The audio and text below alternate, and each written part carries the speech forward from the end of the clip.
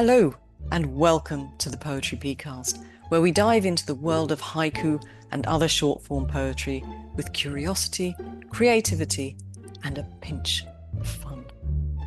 I'm your host, Patricia. Today's episode is something a little bit special.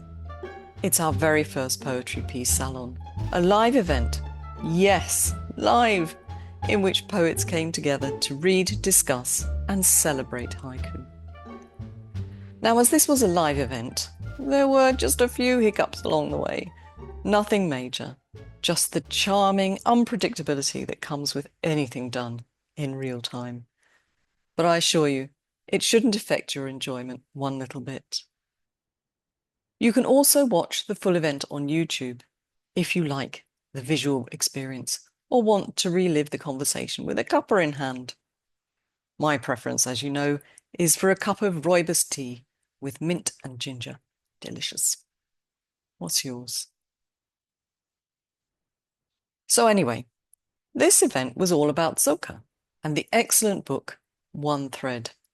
And I have to be open and honest with you here and tell you that I do have a little bit of a selection of my work in the book. But today you're going to hear poets read some of their work, which to them epitomizes the essence of Zōka. And of course, the very lovely Janice Doppler, who edited this anthology and was the driving force behind the book, is on hand to talk to you too. Now, during this episode, you might hear a few terms or references that are new or unfamiliar. Don't worry. It's all part of the fun.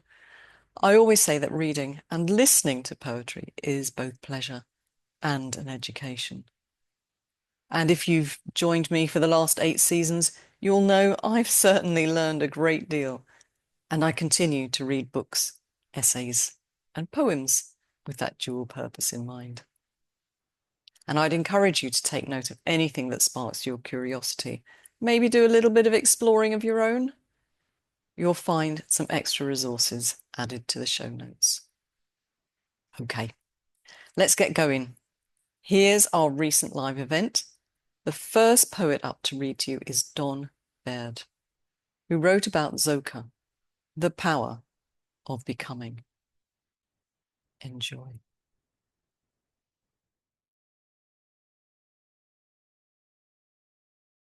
Starlit morning, the voice of spring in the waterfall. Starlit morning, the voice of spring in the waterfall. Teetering grass, just moments ago, a dragonfly. Teetering grass, just moments ago, a dragonfly. Mid-afternoon, the slow summer breeze of a butterfly. Mid-afternoon, the slow summer breeze of a butterfly. Waning moon, the scent of autumn in a teacup. Waning moon, the scent of autumn in a teacup. Nagasaki, in her belly, the sound of an open mail. Nagasaki, in her belly, the sound of an open mail. Next is someone we know very well at Poetry Pea, Carla Ramesh. Carla wrote the foreword to the book and a section about the elements, ether, wind, fire, water, and earth. And now she's here to read us some poetry. Thank you, Carla. Thank you, Patricia. Falling leaves. Falling leaves. If only sorrow could be contained in a palm. Falling leaves. If only sorrow could be contained in a palm. Bone density. A branch crumbles. Bone density. A branch crumbles long after the forest fire. Bone density. A branch crumbles long after the forest fire. Kala Chakra, the shadow of a moth circling the hour. Kala Chakra, the shadow of a moth circling the hour. Winter loneliness. Winter loneliness. The sofa she vacates holds her shape. Winter loneliness. The sofa she vacates holds her shape. Crossing river boulders, the moon becomes whole again. Crossing river boulders, the moon becomes whole again. Thank you. It gives me great pleasure to introduce one of Poetry Pea's very own editors, Vandana Parashar, who gives us an Indian perspective on Zoka. Lovely to see you, Vandana. Thank you. My pleasure. Making up for the little space she takes. Robin's song. Making up for the little space she takes. Robin's song. One-way street. The fragrance of jasmine everywhere. One-way street. The fragrance of jasmine everywhere. Deep summer. Another bird drops out of the morning chorus. Deep summer. Another bird drops out of the morning chorus. Waterfall. Not falling for you, not falling for me. Waterfall. Not falling for you, not falling for me. Telling a story I can't understand. Wind in the reeds. Telling a story I can't understand. Wind in the reeds. Thank you. Nina Singh is our next poet, and a little bird tells me she's not feeling that good today. So bless you, Nina, for coming along. We'll definitely forgive you if there are coughs and wheezes along the way and wish you a very speedy recovery. Now, Nina wrote about Zōka as poetic persona, and she's going to read a little bit for us now. Thank you, Nina. Thank you, Patricia. Autumn breeze ruffles the reeds, almost bird song. Autumn breeze ruffles the reeds, almost bird song. Streak of lightning, a white shell gleams still whiter. Streak of lightning, a white shell gleams still whiter. Summer sunshine, laburnum blossoms scatter their scent of yellow. Laburnum blossoms scatter their scent of yellow. Summer sunshine, laburnum blossoms scatter their scent of yellow.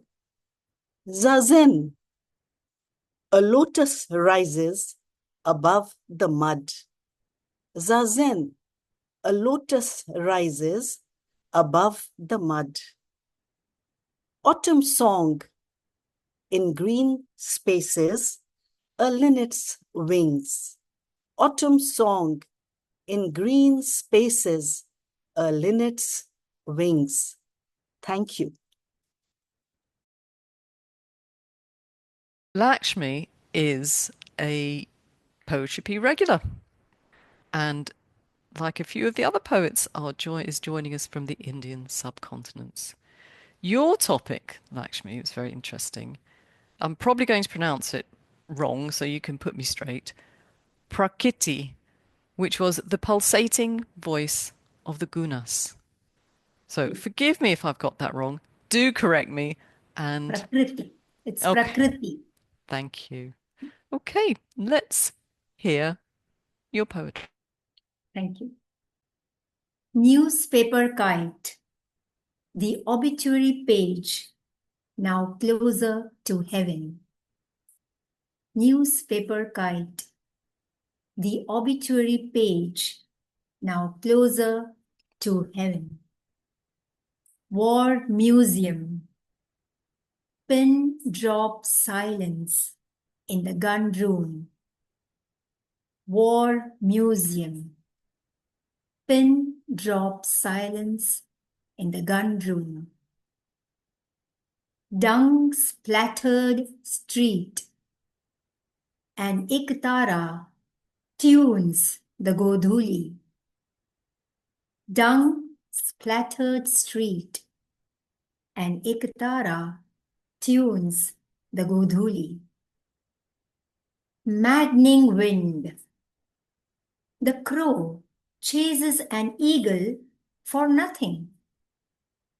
Maddening wind. The crow chases an eagle for nothing. Autumn clothesline. The same old innerwear taking turns. Autumn clothesline. The same old innerwear taking turns. Thank you.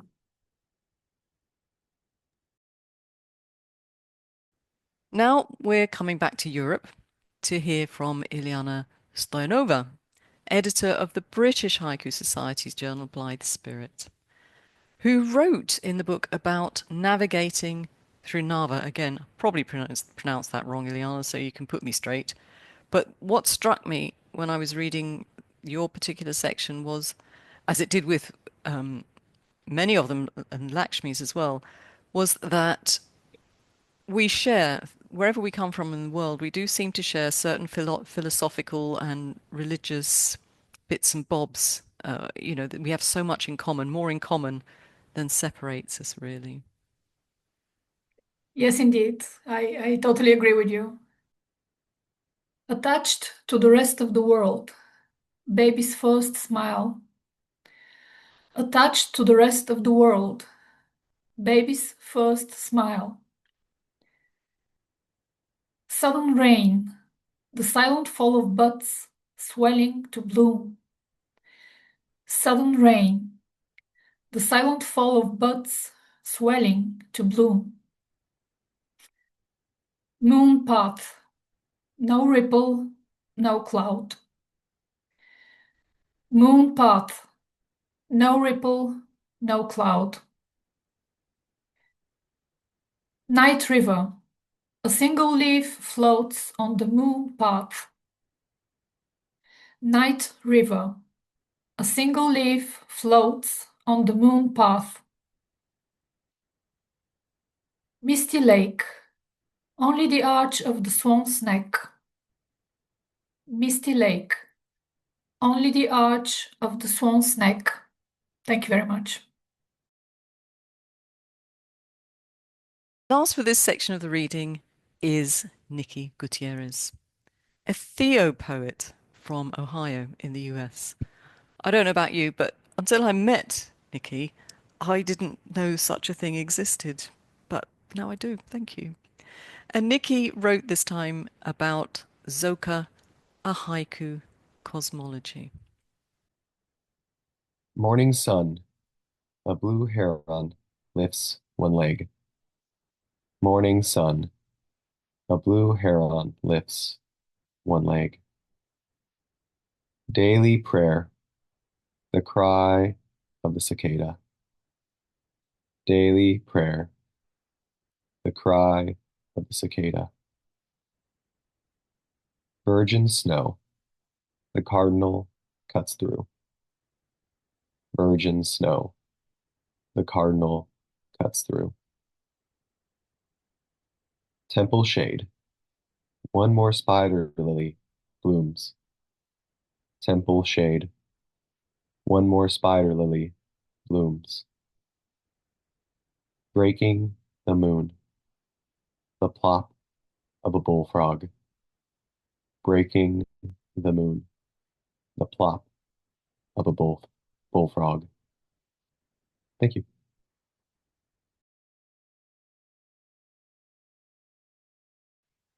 So a huge thank you to all the poets who've read to us so far. Now I'd like to turn to Janice, who got this particular Zōka ball rolling. So I have some questions for Janice, as she knows. Janice, when you came to Poetry Pea for the first time to talk about Zōka, back in September 2023 in Series 6, link in the show notes, of course, you said it was hard to define, but since then, you've written another essay on the topic, which was published in Frog Pond, although I should mention that the subject matter of both essays are in this book. You've also compiled a book with content from the aforementioned essays. You've had thoughts from Zōka from around the world, and you've had poetry, not necessarily written for the book, but poets who contributed to it have used their poetry to illustrate the points they've made. So basically, you've done a great deal more thinking about Zōka. Are you any nearer to coming up with a definition? I've settled on a simple definition, at least for now. And I define Zōka as the energy that drives transformation in the cosmos. It's a simple definition for an extremely complex concept. The meaning is understood intuitively rather than with the mind, and it seeps in gradually over time. Think about love. A dictionary definition is a feeling of deep affection. That definition doesn't really explain what love is. We all know what it feels like from experience and intuition, but the dictionary definition doesn't really help us understand. And Zōka's like that. Understanding from experience and intuition gets us a lot further than my definition. And the definition of others, and each of the poets that are in the book has their own definition, and they're available in the book. Defining Zōka carries a risk that makes it sound like there's something that can be looked for, or something that can be found and composed so that you can compose Zōka haiku. But we don't go looking for gravity, but we might write about ocean tides or falling apples. We don't go looking for electricity, but we can write about lightning. We don't go looking for Zōka, but we can write haiku that communicate what we experience of the energies of Zōka and what it's animating and what it's transforming in the universe and in ourselves. It's a topic that sometimes, Janice, I feel I've got it, and then a minute later it'll slip away from me. But I'm persevering, and I think we'll come through the questions and maybe through the questions of other people to give me more of a sort of handle on it. I think I'm too much possibly of a black and white person to do it. So, as I mentioned, you've got poets from all around the world who joined you to compile this book with their thoughts on Zōka. Did you give us, well, I know the answer to this because I was one of them, but did you give them any guidance on Zōka, or did they come with knowledge needed for the book? Some of the poets became aware of Zōka in the essays that were in Frog Pond or the workshops that were on Poetry Pea. But some already knew about it. Don Baird wrote about Zōka a couple of decades ago, and some of the poets that were in the book knew of his work or that of other scholars. And Kala Ramesh wrote about the similarity between Prakriti and Zoka and connected it to haiku, and so people were aware from her reading. So it was really a mix. Yeah, I mean, I mentioned already when we spoke, or when Lakshmi and Ileana were reading, there were a lot of common themes within the book. I've got my common themes, pet themes, but I wondered, as you were putting it all together, what struck you? Well, I think the most obvious theme is the relationship between Zoka and seasons. Since changes across seasons is fundamental to the working of Zoka, and creating awareness of those seasonal changes is one of the ways of cultivating awareness of the workings of Zoka. So that's one theme. Another is that Zoka is something to be experienced. And I think that's one of the places where confusion lies. Some people think you get the definition and then you know what it is. But you really have to experience it and let it seep in, as I said before. Poets in the book write about multiple ways of experiencing it. Some write about just getting into nature regularly. Others talk about creating art or playing music or Zen or other meditation or Tai Chi. So the experiencing aspect is a theme. Mm-hmm. Another one is the interconnectedness of everything in the universe. And as the essays are laid out in the book, you can start at the beginning and it zooms out from what Zoka is to the interconnectedness of all things. But it also can be read backwards. That was quite intentional to have it go both ways. And if you can, after you've read it from front to back first, if it's read from the last essay back towards the front, it zooms in from the wide view of interconnectedness to the narrow view of Zoka as the connections between everything, the connecting energy between everything. And then the fourth theme is something that you and Ileana mentioned, and that's the commonality across cultures. And from my perspective, since the beginning of human time, people have been yearning for connection with something mysterious that's beyond our understanding. And people have created philosophical or spiritual systems of understanding. And two Eastern views that were touched on in the book are Zoka and Prakriti. And Zoka originated in ancient wisdom texts in China and spread to Japan. And Prakriti originated in India in the Bhagavad Gita, which is fundamental for Hindu. And then in the West, views that are touched on in the book are the Christian belief in God as the creator, and the modern Bulgarian concept of Nava, which is inhaling and exhaling at the same time.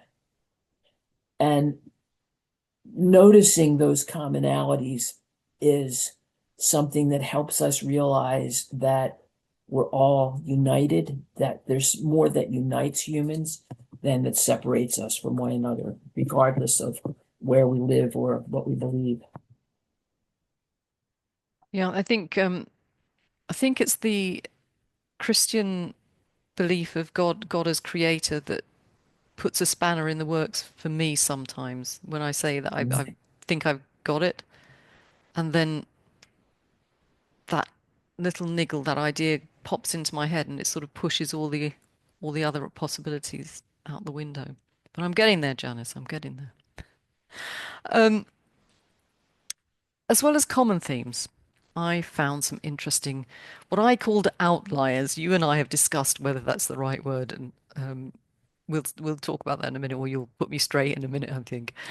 But I'm thinking of Robert Erlandson and his fractals, for example, or Hiroyuki Murakami's idea of Zoka evoking a deeper connection with curated nature than untouched nature. Because, if you think about it, certainly where I live here, and when I lived in the UK, I'm very familiar with the idea that there's no real natural nature anymore. Most of it has been adapted, changed by man. You'd be really hard pressed to find something that hasn't been in the UK.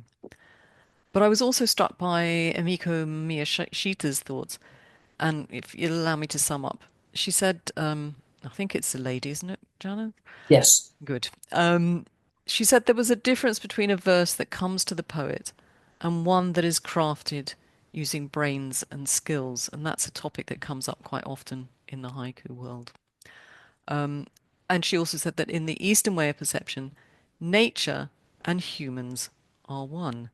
And then you get into sort of that thoughts about what is Senryu then. So yes, not things we should talk about today necessarily, but certainly there are elements in the book that when I've read it, I've come away and thought, okay, I've got to explore that idea further. But given that you and I disagree on the word outliers, would you care to say anything about them?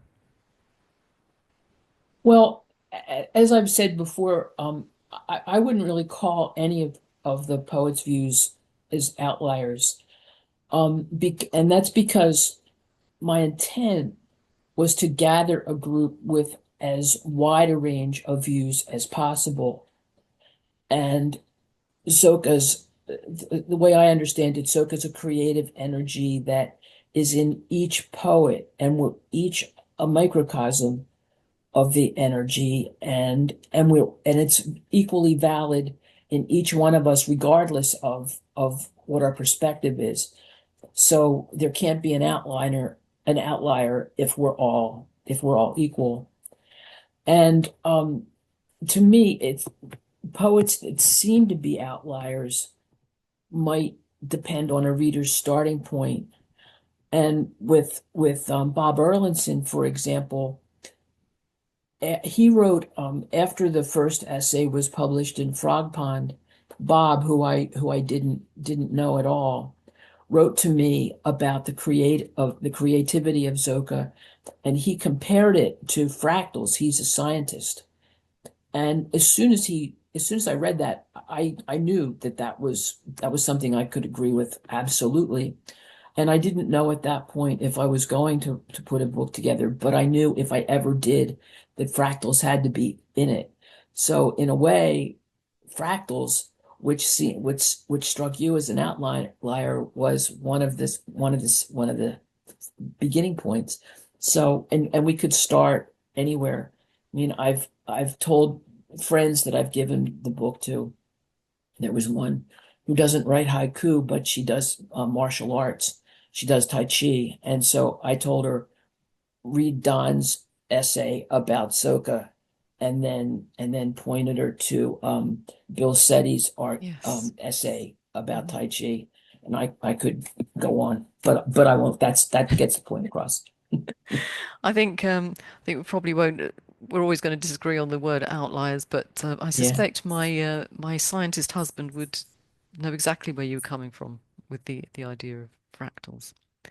But talking about just the ideas, I mean, there are a lot of ideas in this book flying around that, as I said, made me want to come away and research other things. Was there anything in there that surprised you?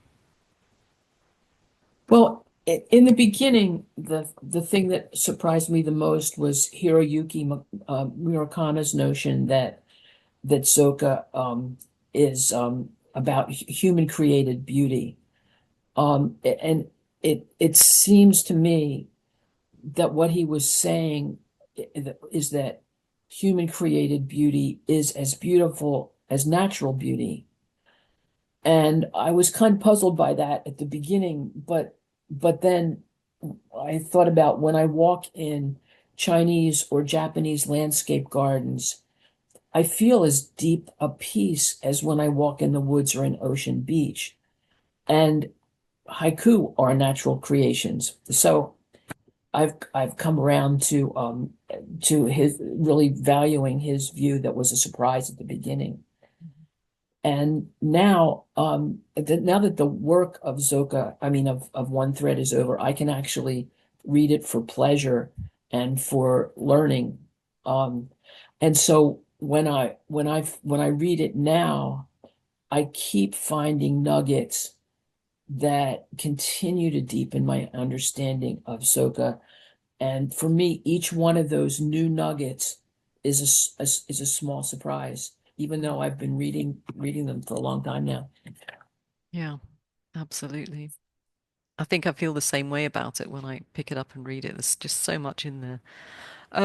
Thank you, Janice. We should say, or we should find out for people who haven't got the book already, how do they buy it? Well, it's available on Amazon, pretty much everywhere in the world, but not Amazon doesn't sell in India. But if anywhere where Amazon sells books, it's there. Okay. I'll put a link in the show notes so people can go from there. Okay. So, Janice, we're going to talk again, but we're going to have a little pause in our discussion and have more readings, which is lovely to hear. Sounds some more good. poetry. Thank you, Janice. You're welcome. So in this section, let's start with a reading from Sean O'Connor, perhaps better known for his haibun than his haiku. He is, of course, the editor of the Haibun Journal. But, you know, in order to write haibun, you got to know your stuff. And, of course, haiku are sort of part of the package, aren't they, Sean?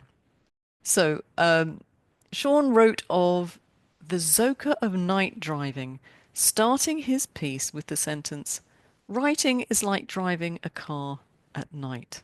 And if you want to know why, you're going to have to get hold of the book and find out. Thank you. Hidden and revealed in the sway of bulrushes, tonight's only star. Hidden and revealed in the sway of bulrushes, tonight's only star. Mountain thunder, silencing 1,000 cicadas. Mountain thunder, silencing 1,000 cicadas. Busy platform, between passing trains, the sound of crickets. Busy platform, between passing trains, the sound of crickets. By Dogen's stream, from across the universe, many birds singing. By Dogen's stream, from across the universe, many birds singing. This nothingness world, in all its insouciance, slow falling snow. This nothingness world, in all its insouciance, slow falling snow.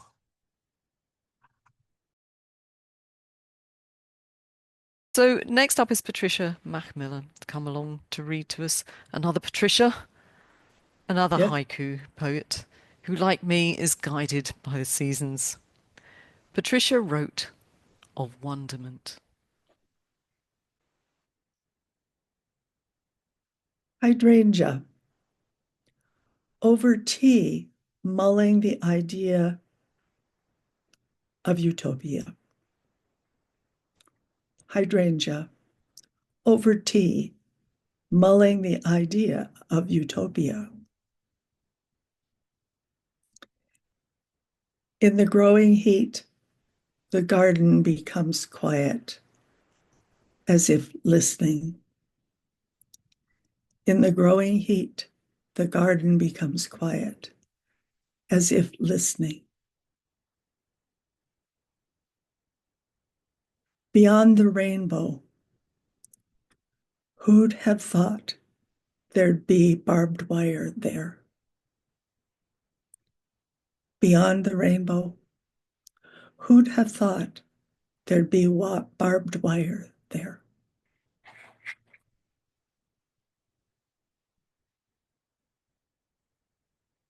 Milky Way, a communal reading of the Odyssey.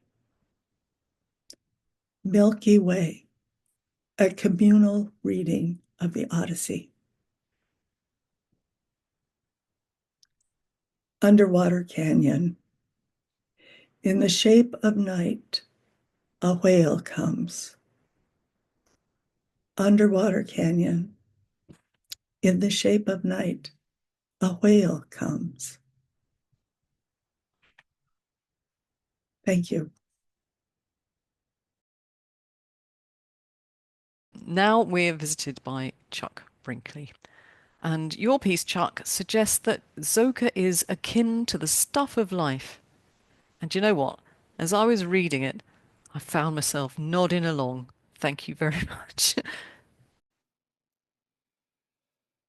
Forsythia, the widow's blinds part slightly.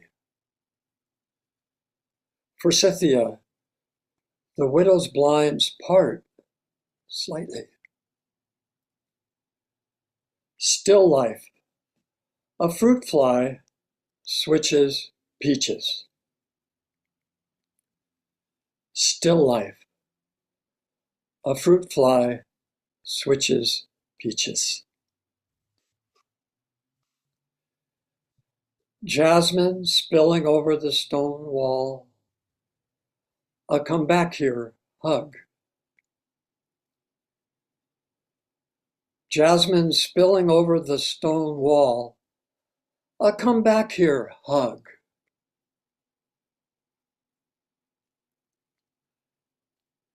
Alley frost, except where he slept.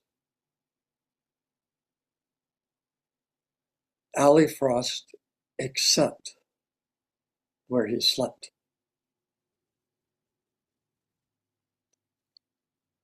A snowshoe hare hops through its breath. Morning star. A snowshoe hare hops through its breath. Morning star.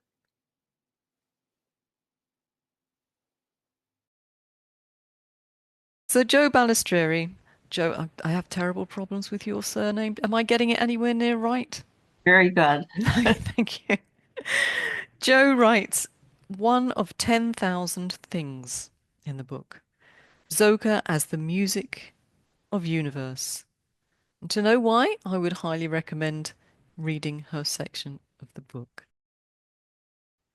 Under the branches of oak and leaf litter, the first trillium. Under the branches of oak and leaf litter, the first trillium. The foghorns wail, sheeted in thick mist, iron ore ships. The foghorns wail, sheeted in thick mist, iron ore ships. Crackle speak, curls of whittled cherry wood, feed Grandpa's fire. Crackle speak, curls of whittled cherry wood, feed Grandpa's fire. Winter hills, with each boot crunch, scent of sage. Winter hills, with each boot crunch, scent of sage. Thunderstorm, through the car window, a flash of forsythia. Thunderstorm, through the car window, a flash of forsythia. Thank you.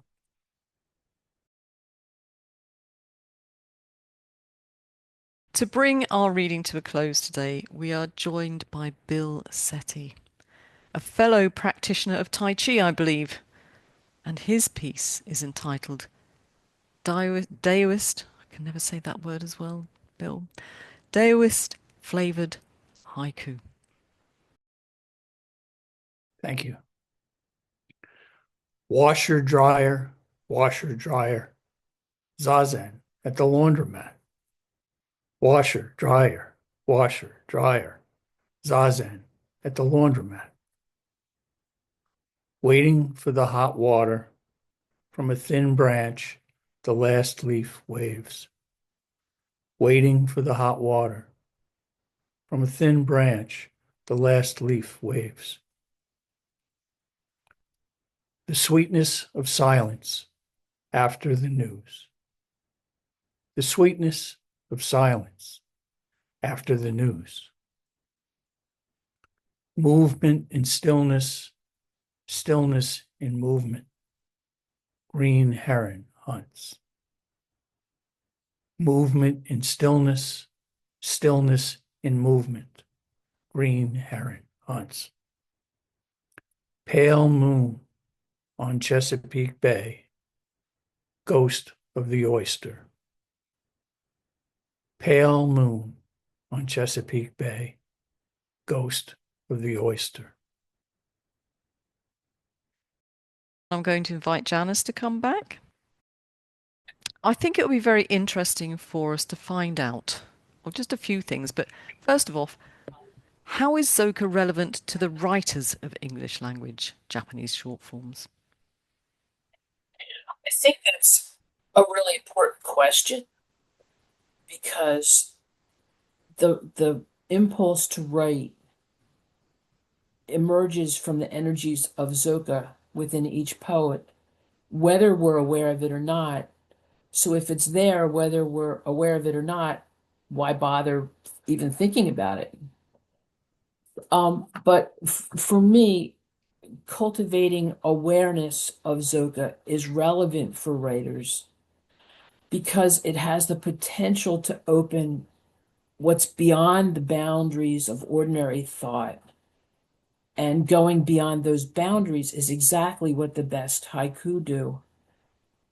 And regardless of where we are in our haiku practice, there's always further we can go. I mean, Tai Chi has come up multiple times in the past few minutes. And if you think about someone who's practiced Tai Chi for 5 years and practiced Tai Chi for 10 years and practiced for 25 years, there's a huge difference. It just keeps building and building and building. And writing haiku is like that.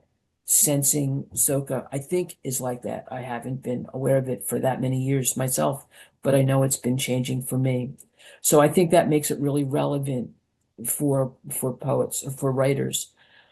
And all of the people who contributed, all of the poets who contributed to the book demonstrated how they think Zōka is relevant by talking about how it's relevant to their writing. And in one thread, the work of each of the poets was organized as sort of a mini chapbook that's got an essay that talks about how Zōka impacts their haiku. And then there's each included a dozen haiku that illustrates what they thought. And so each poet is sort of a mini glimpse of how Zōka can be relevant to contemporary poets. Okay. And what about the reader? How does what do you think one thread brings to its readers? Well, for readers, as I've said before today, understanding Zōka fosters looking beyond the boundaries of ordinary thought. So in the book, there's 26 different poets or different poets with different interpretations of Zōka. And I think of each as a finger pointing towards Zōka. And readers can look between each of those fingers to develop their own understanding of Zōka and find something that fits with their own experience and their own guiding philosophy or their own spiritual path. Okay. I think maybe what I'd add to that is that it's going to spark ideas for people who are really interested in improving their own craft. It give people lots of places or lots of things to think about and to explore as well. I think that's true of the book. So, Janice, you've been thinking about Zōka for some time now. How has the work you've done exploring it affected or changed the practice of your writing? Well, I became aware of the wonders of the natural world decades before I ever heard the word Zōka. And most of my haiku focuses on nature, and that hasn't changed. But what has changed is how I look at the world, and what I notice composing haiku. I feel like I'm increasingly aware of interactions and moments of change. I really look for moments of change in whatever I experience in nature. And I feel like I'm more intent on noticing the beauty in little tiny moments, ordinary moments, rather than sitting and waiting for something special to happen and then think that's worth writing a haiku about. And what I notice isn't always haiku worthy, but some of it is so haiku worthy that it's beyond words that anybody could ever express. And that's those kinds of moments are happening more often, and they satisfy a deep yearning that I've had as long as I can remember, to connect with something that's beyond the ordinary world. So, would you say that just the process of thinking about it has given you or made you more in tune with the environment, made you see the small or appreciate the small things? I'm not sure that I notice the small things more, so I don't know if I appreciate them more.